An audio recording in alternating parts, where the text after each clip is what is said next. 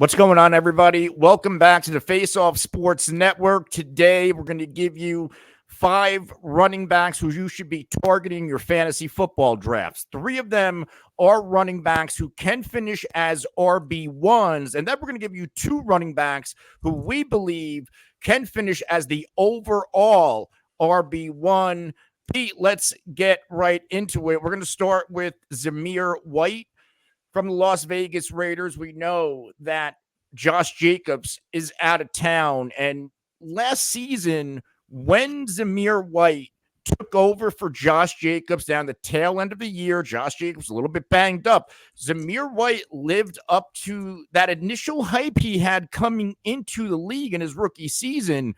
In those 4 games from weeks 15 to 18, he finished as the weekly RB12, RB16, RB16, and RB20, giving us at least 13.1 PPR points with a ceiling of 17.5. In that period, he's had at least 85 total yards, but 3 of those games, he's had at least 106. But the thing, only 1 touchdown. So some of those weeks, if he just found the end zone, he's cracking that top 12 tier once again.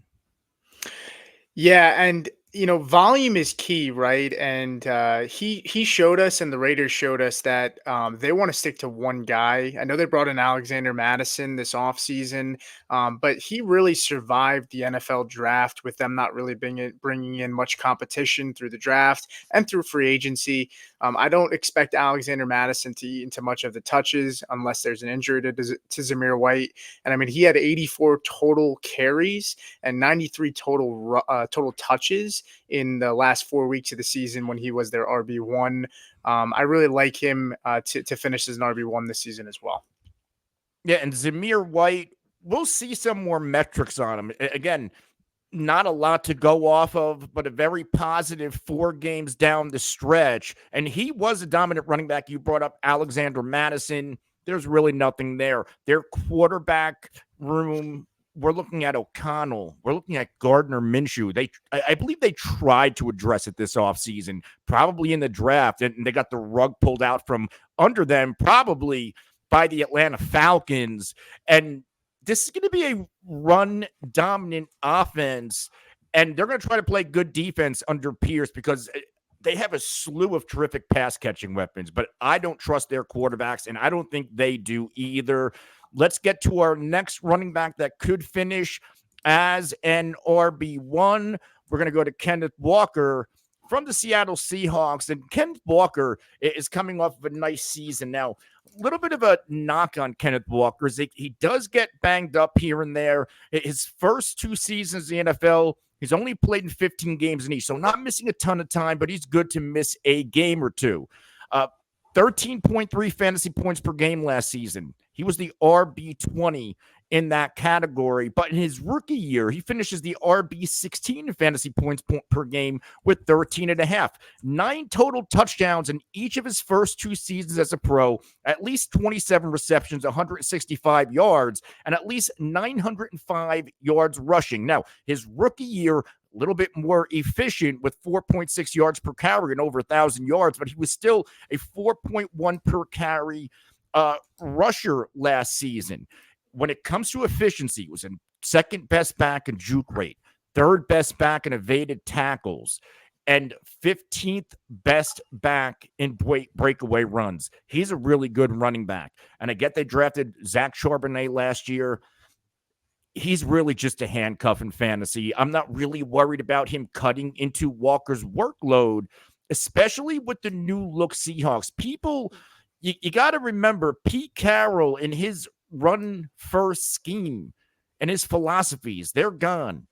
They brought in the old Washington offensive coordinator who threw the hell out of the football last year, and they have the personnel at wide receiver and tight end, and even Geno Smith, we know who can sling it. This is going to be a football team that throws a football, and this running game should and could be funneled through Kenneth Walker. Yeah, it's just going to be a more efficient offense overall. Gino didn't have the best season last year. He was playing banged up, so yeah, I think Kenneth Walker was facing a lot more stacked boxes than they might have wanted to. Yeah. I think this team's going to spread out the defense, bring out a lot more three wide receiver sets, get JSN Lockett and DK Metcalf, maybe Bobo, all those guys on the field. It's going to open up and lighten up that box for Walker to take advantage of it. I think it's just going to be a high-powered offense. Like Anthony mentioned, they're bringing the old head coach slash OC, sorry, OC from Washington. They're going to throw the football a lot, and I think it's gonna open up a lot more opportunity for Walker.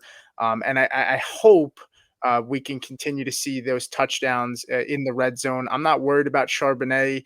Some people were pretty high on him. I wasn't out of college, and I don't really fear him taking over the backfield or eating into the touches too much. This Seattle offensive line was ranked 15th in the league last year from Pro Football Focus for their run blocking rate. They had a lot of young guys playing with Charles Cross and some guys that they drafted. I think they're going to take the next step with a better offensive play caller, and this offense is going to move a lot better, and he's definitely going to benefit from it. Let's get to one of my all-in running backs who could finish as an RB1. That's Aaron Jones. Aaron Jones out of Green Bay into Minnesota.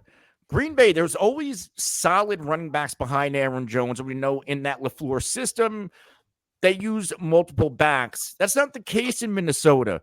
There's not a strong crew of running backs behind Aaron Jones anymore. And if we look at the Aaron Jones contract and his age, he's 29 years old. He's on a 1-year deal.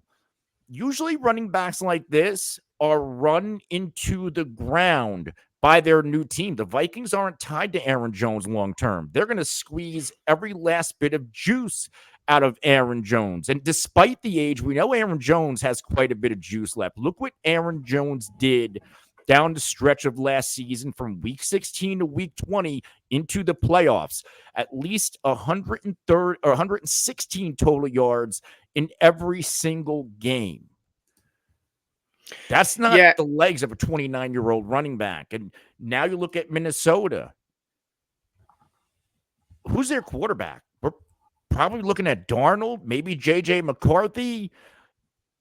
Even if they start cooking one of these quarterbacks, this should be an Aaron Jones dominant offense at least through half of the season. And if he cooks, this offense should run through Aaron Jones the entire way. And again, not a lot of competition.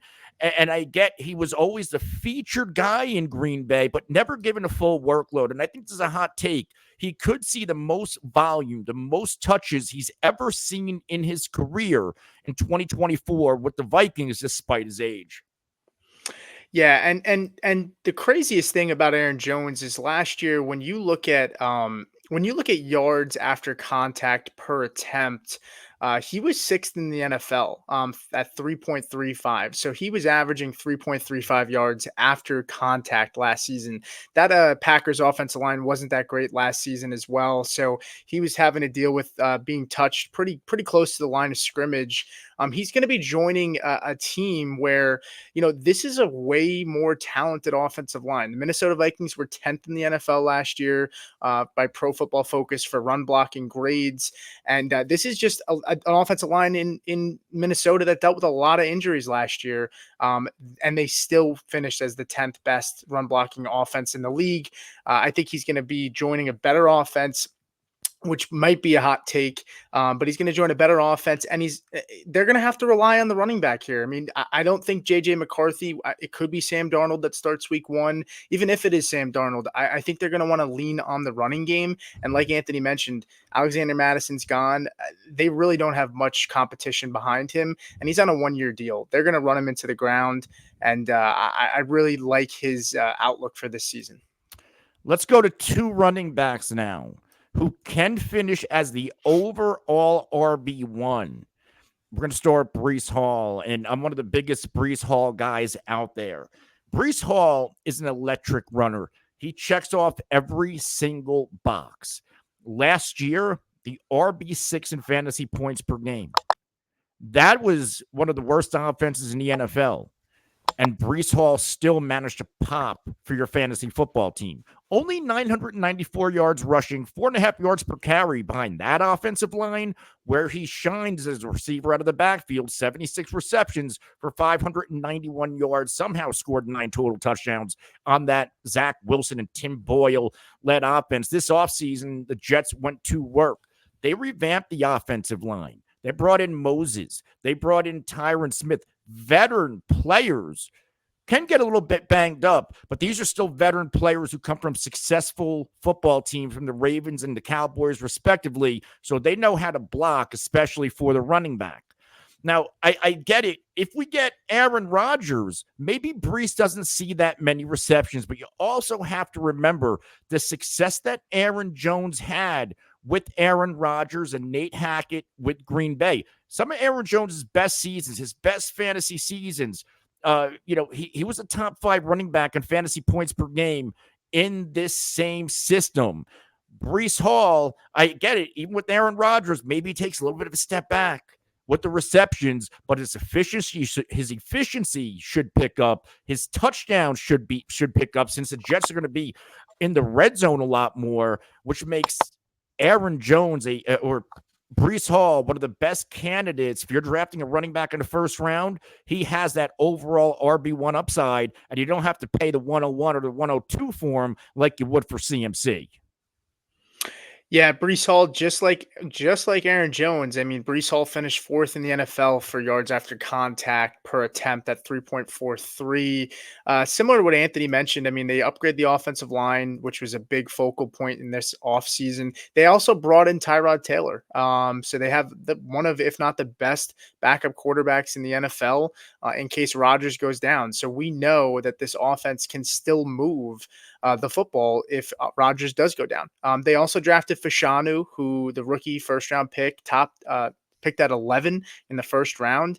So if one of those offensive linemen go down, they have a really good replacement for them. So I think Breece Hall is going to have a decent to really, really good year. And let's keep in mind, too, I mean, Breece Hall had the number 1 receptions in the NFL last season for running backs at 76.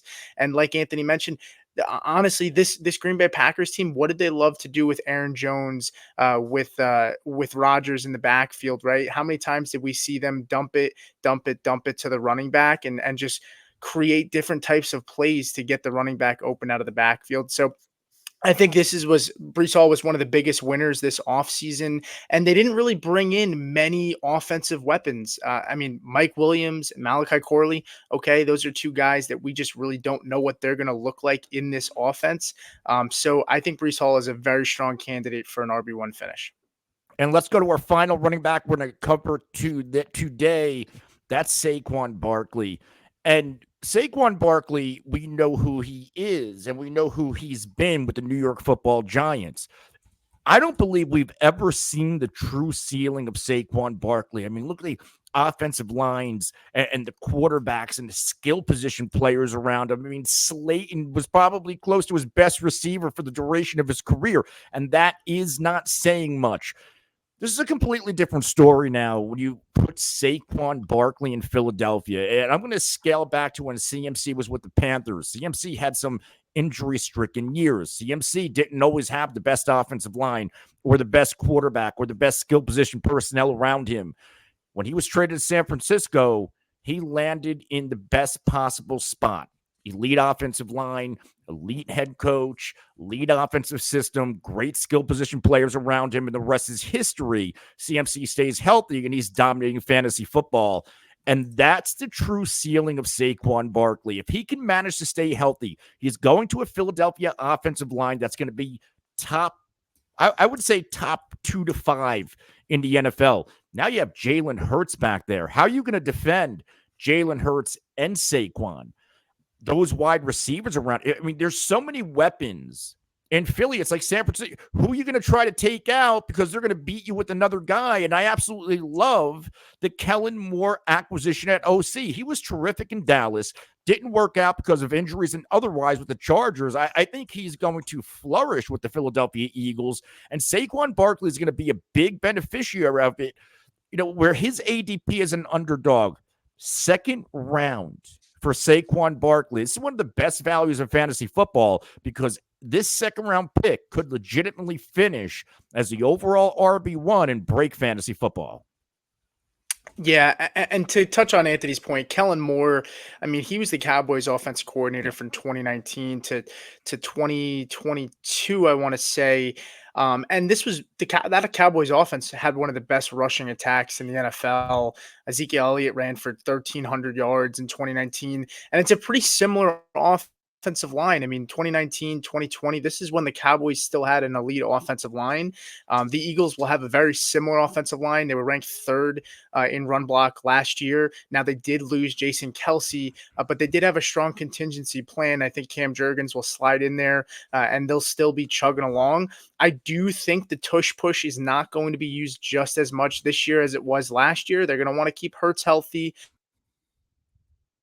He was banged up last year, and without Jason Kelce, I don't know how efficient and effective that tush push will be. So I think that opens up a lot more looks for Saquon Barkley, and this is the best offense he's ever been in, and there's less pressure on him to make plays. He can just go out there and do his thing instead of pressing to have those big plays. It'll just kind of come to him naturally, and I really think Saquon Barkley is a huge value in fantasy this year and does have a strong case at finishing as the RB1. That's going to do it for today, everybody. Make sure you subscribe to the video, hit the like button. If you have any questions, comments, hit it in the comment section. We'll always engage. It's one of our favorite things to do here at the Faceoff Sports Network. Until next time, for Pete and myself, this is the Faceoff Sports Network. We'll see you later.